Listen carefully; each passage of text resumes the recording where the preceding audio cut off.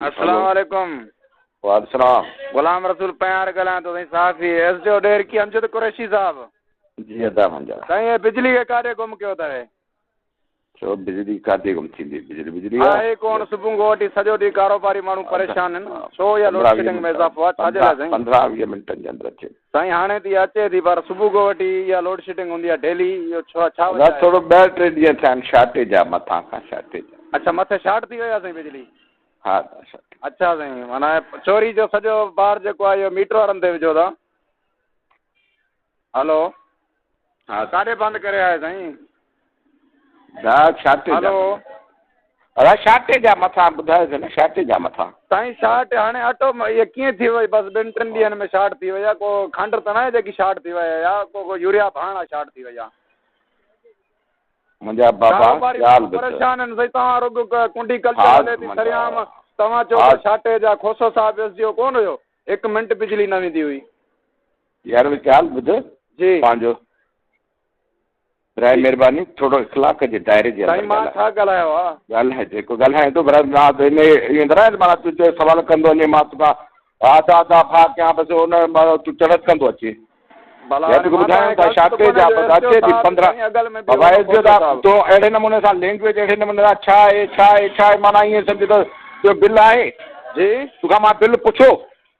Bill अथई तुंहिंजो bill मां खां पुछाए बिल त हा छो बिल पुछणु मुंहिंजे ड्यूटीअ जो हिसो आहे तुंहिंजो बिल आहे न गुलाम क़ादिर पयार साहब मुंहिंजे लाइ तुंहिंजी इज़त आहे तुंहिंजो बिल आहे न बिल साईं बाक़ी बिल आहे मां अचां थो चेक करायां थो अचो हा हा ऐं इहो ॿियो ॿुधो हा मीटर रीडर तव्हांजो जेको आहे न इन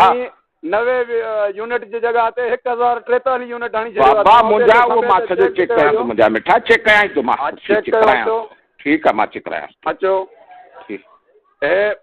कहिड़ी रोड ते ईंदा आहे किथे ईंदा आहे? उहा चाहे सुबुह ईंदी पंहिंजो शम्स ईंदी चेक करां साईं हाणे तव्हां चओ था हाणे मां अचां थो वरी चओ था सुबुह ईंदो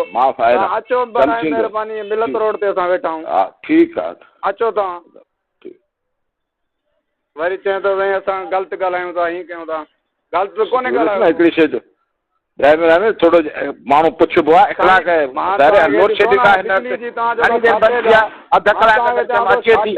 बिजली जी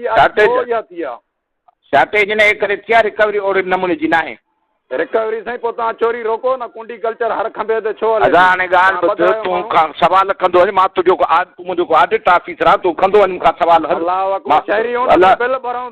आहियां त पोइ अधु कलाक तूं सवाल कंदो वञ तोखे ज़रूरत न बाबा अचे थी 15-20 मिंटनि जे अंदरि मिठा अचे थी वरी असां हाणे साईं अञा बि तव्हां बाबा अहिड़े नमूने सां तुंहिंजा सवाल आहिनि साईं हीअं हुआ हुआ बिल्कुलु राइट आहे बिल्कुलु सवाल ठीकु आहे ऑफिसर सां ॿुधाईंदा 15-20 मिंट जे अंदरि अचे थी बजाए चयो साईं अञा ऑडिट ऑफिसर तव्हां खां पुछनि माना शहरी जेका बिल भरूं था 1000 जी जाइ ते असां ते 10,000 ठोके छॾनि था अञा बि असां न पुछूं कारोबारी माण्हू जी